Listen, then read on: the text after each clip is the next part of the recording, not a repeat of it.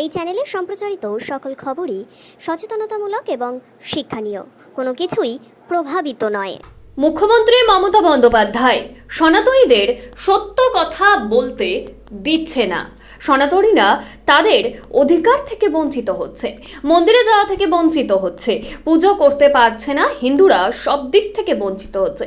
আগামী দিনে পশ্চিমবঙ্গে বাংলাদেশের পার্ট 2 করবার যে প্রস্তুতি তা কিন্তু ইতিমধ্যেই মুখ্যমন্ত্রী মমতা ব্যানার্জি আরম্ভ করে দিয়েছে। এমনই বিস্ফোরক মন্তব্য করতে শোনা গেল হিরণ্ময় গোস্বামীকে। মালদায় সাংবাদিকদের মুখোমুখি হয়ে এমনই মন্তব্য করে বসলেন তিনি। বাংলাদেশ প্রসঙ্গে তিনি জানান, বাংলাদেশের পরিস্থিতি সংখ্যালঘুদের উপর যে অত্যাচার, সেই সংখ্যালঘুরা চিরকাল অত্যাচারিত হয়ে এসছে, এখনো তার অন্যথা নয়। আজকে যে অত্যাচার করা হয়েছে, তাকে যে কারণে জেলবন্দি করা হয়েছে, তা একেবারেই অনৈতিক। আরো কি বললেন শোনাবো আপনাদের। এবার রাত শক্তি, পশ্চিমবঙ্গের রাত শক্তি চাপিয়ে রেখেছে, আপনারা বুঝতেই পাচ্ছেন। কিছু আমি তো মুখ্যমন্ত্রীকে উদ্দেশ্য করে একদম দারুণভাবে বলবো, কারণ যিনি আমাদেরকে এই সত্য কথা বলতে দিচ্ছে না, আমাদের সনাতনীদের সত্য কথা, যেটা সনাতনীদের এক হতে হবে। সনাতনীরা আজকে তাদের অধিকার থেকে বঞ্চিত, তারা তাদের মন্দিরে যাওয়া থেকে বঞ্চিত হচ্ছে, তারা তাদের পূজা শুদ্ধভাবে বিশুদ্ধভাবে পূজা করবে সেখানে পাচ্ছে না। যে অঞ্চলগুলোতে, যে জেলাগুলোতে যেখানে হিন্দুরা সংখ্যা লঘু হয়ে আছে, সেখানে তারা নিপীড়িত হচ্ছে, বঞ্চিত হচ্ছে, নানা প্রকার সমস্যায় তারা ভুগছে। না, আমি এপারের কথা বলছি, একদম পুরো বাংলাদেশ পার্ট 2 কথা বলছি। পশ্চিমবঙ্গ বাংলাদেশ পার্ট 2 করবার জন্য একটা ষড়যন্ত্র চলছে।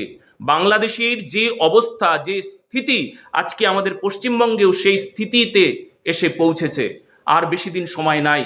এবার যদি সাধুদের উপর অত্যাচার করা হয়, আমার মতন কাউকে অত্যাচার করা হয়, জানে যে এই মানুষটা কিছু একটা করবে, তাকে কিছুতেই ওপরে ওঠানো যাবে না। তাকে ওপরে ওঠানো অর্থ এই যে সে যদি সত্য কথা বলে তাহলে আমাদের সমস্যা আছে। সরকার কি ভয় পাচ্ছে? ভীষণ ভয় পাচ্ছে, কারণ এখানে আসতে দেওয়া হবে না নানা প্রকার। এখানে আমি আজকে যে এই কনফারেন্সে এসেছি, আপনাদের সঙ্গে একসঙ্গে বসেছি, সেখানে নানা প্রকার সমস্যা হয়েছে, আপনারা নিজেরাও জানেন সে বিষয়ে। হ্যাঁ, আমি সরাসরি মুখ্যমন্ত্রীকে বলতে চাই যে দেখুন, আমরা সনাতনী, আমরা সত্য কথা বলি, আমরা আমাদের অধিকার চাই, যেখানে কোনো সনাতনী কখনো কোনো সময় তাদের ধর্মক্ষেত্রে বাধা সৃষ্টি করতে কেউ পারবে না। আমরা সনাতনীরা, আমরা যেখানেই থাকি সেখানেই আমরা সমাজটাকে, দেশটাকে, রাষ্ট্রটাকে সুন্দরভাবে গঠন করবার চেষ্টা করি। আমরা সনাতনী, আর সেই সনাতনীর সমস্ত কর্ম যজ্ঞে তারা কেন বিপত্তি সৃষ্টি করছে? আমি যদি কোনো মসজিদে গিয়ে এবার দেবমূর্তি দেখতে পাই, সেখানে আমি না হয় প্রণাম করেছি, বাস পুড়িয়ে গেল, সেটা নিয়ে এত ইস্যু তৈরি করার কি আছে? কেন এত সমস্যা? আমি তো কোনো পূজা করিনি আমি সেখানে। আপনারা দেখতে পারবেন, পূজা মানে গন্ধ, পুষ্প, ধূপ, দীপ, নৈবেদ্য, বিভিন্ন রকম উপচার দিয়ে তারপর পূজা হয়। আমার মনে হয় যে এই যে এত বড় একটা ষড়যন্ত্র, এত বড় একটা আমাদের প্রতি এত অবিচার, এত অত্যাচার, আমি মুখ্যমন্ত্রীকে তো বলতে চাই, ওনার রক্তটা পরীক্ষা করা উচিত। দূষিত হয়ে গেছে এনার রক্ত, কিংবা রক্তটায় সমস্যা আছে। উনি একটু রক্ত পরীক্ষা করে নিক, আর বলুক আমিও সনাতনী, আমার পাশে এসে দাঁড়াক, আমিও সনাতনী, গর্ব করে উনি বলুক। রক্ত পরীক্ষার রিপোর্টটা যেন আমাকে দেয়, আমাদেরকে যেন শোনায়। আসলে আমরা বড় অবহেলিত। এখন প্রতি মুহূর্তে আমি এমন শিকার হচ্ছি, রাস্তায় নানা প্রকার হামলার। তারপর গত কিছুদিন আগে, 5-7 দিন আগের কথা বলছি, আমি কোচবিহারে ছিলাম, সেখানে হামলা হয়েছে রাতের বেলা, হাতে কুড়োল নিয়ে হামলা হচ্ছে। আপনি ভাবতে পারেন না।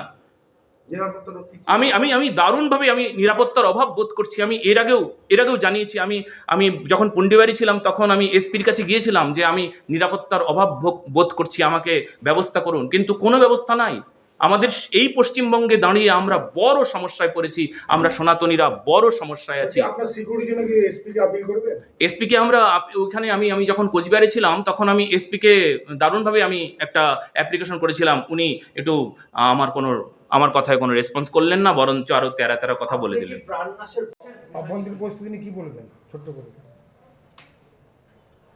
বাংলাদেশের পরিস্থিতি সংখ্যালঘুদের ওপর অত্যাচার, যে সংখ্যালঘুরা চিরকালই অত্যাচারিত হয়েই এসেছে, আজ এমনভাবে অত্যাচার হচ্ছে তাদের, যেখানে আমরা সকলেই দেখতে পাচ্ছি। গতকালও অনেকগুলো বাড়িঘর পুড়িয়ে দেওয়া হয়েছে, অনেক মানুষের প্রাণহানি হয়েছে আজ পর্যন্ত। তারপর আমাদের আদরণীয় ইসকনের যে চিন্ময় প্রভু, তার অবস্থা তো সবাই আপনারা জানেন। আসলে এটা এমনভাবে ষড়যন্ত্র করছে, কারণ যেখানে সনাতন ধর্মকে যদি শেষ করে দেওয়া যায়, বিলুপ্ত করে দেওয়া যায়, তবে তাদের জেহাদি হয়, তাদের মঙ্গল হয়। তারা তাদের রাষ্ট্রে তারা কোনো হিন্দু রাখবেন না, হিন্দু শূন্য করবেন, এটাই তাদের অভিপ্রায়। নয়তো এমন হিন্দুদের উপর অত্যাচার, এটা বড় নৃশংস অত্যাচার। এই অত্যাচার সহ্য করবার মতন নয়। প্রতি সনাতনীকে এই বাংলাদেশের এই পরিস্থিতিকে কেন্দ্র করে সকলকেই দারুণভাবে জাগরিত হতে হবে, কারণ এরপরে কিন্তু পশ্চিমবঙ্গ আসছে। বাংলাদেশের পরেই পশ্চিমবঙ্গ, কিংবা বাংলাদেশের ছোঁয়া পশ্চিমবঙ্গে লেগে গিয়েছে অলরেডি। আমরা ভুক্তভোগীও, তার প্রতি মুহূর্তে আমরা ভুক্তভোগী। আমি তো সেই ডক্টর ইউনূসকে বারবার বলেছি, আমি আমার ফেসবুকের মাধ্যমে, যে আপনি অত্যাচার থেকে বাঁচান, সনাতনীদের বাঁচান। আপনি সেই দিন চিৎকার করে বলেছিলেন যে আপনার সামনে কোনো হিন্দু নাই, কোনো মুসলমান নাই, কোনো খ্রিস্টান নাই, আপনার সামনে শুধু বাংলাদেশি আছে, অতএব বাংলাদেশি তাদেরকে রক্ষা করতে হবে। কোথায় সেই গণতন্ত্রের ভাব, কোথায় সেই তাদের বক্তব্য? আজ তারাই মুখে এক কথা বলছেন, কিন্তু ভেতরে ভেতরে ষড়যন্ত্র করে সৈনিকদের পাঠিয়ে দিয়ে এমনভাবে অত্যাচার চালাচ্ছে, নানা প্রকারভাবে নিপীড়িত হচ্ছে, বঞ্চিত হচ্ছে। নিজের জায়গা জমি তাদেরকে ছেড়ে দিয়ে তারা হতাশাগ্রস্ত হয়েছে। না তারা ভারতবর্ষে আসতে পারছে, না তারা ওখানে তাদের দিন যাপন করতে পারছে। তারা প্রতি মুহূর্তে তাদের কন্যাদেরকে রক্ষা করবার জন্য তাদের যে কি পরিস্থিতি, তারা তাদের মেয়েদেরকে কি করে রক্ষা করবে, তাদের বোন, তাদের স্ত্রীদের রক্ষার বড় কঠিন পরিস্থিতি হয়ে দাঁড়িয়েছে বাংলাদেশে। আর বাংলাদেশে এমন এক সনাতনী যোদ্ধা, যে চিন্ময় প্রভু, তাকে ধরে রাখা হয়েছে কারাগারে। যে মানুষটা মুখ খুললেই লক্ষ লক্ষ মানুষ এক হবে, সেই মানুষটাকে কারাগারে বন্দি করে রাখার একটাই উদ্দেশ্য, যে এই মানুষটাকে যদি বন্দি করে রাখা হয় আর ওনার সপক্ষে যদি কোনো উকিল দাঁড় করানো হয়, তাকে মেরে দাও, তাকে মারো, কখনো কেউ সাহস পাবে না। আর তার মানে বুঝেই নিচ্ছেন যে সনাতনীরা এখন কি করবে। তারা না এপারে না ওপারে, তাদের আগুনে পুড়ে তারা ছাই হয়ে যাচ্ছে। তাদের বড় বড় সমস্যা বর্তমান পরিস্থিতিতে।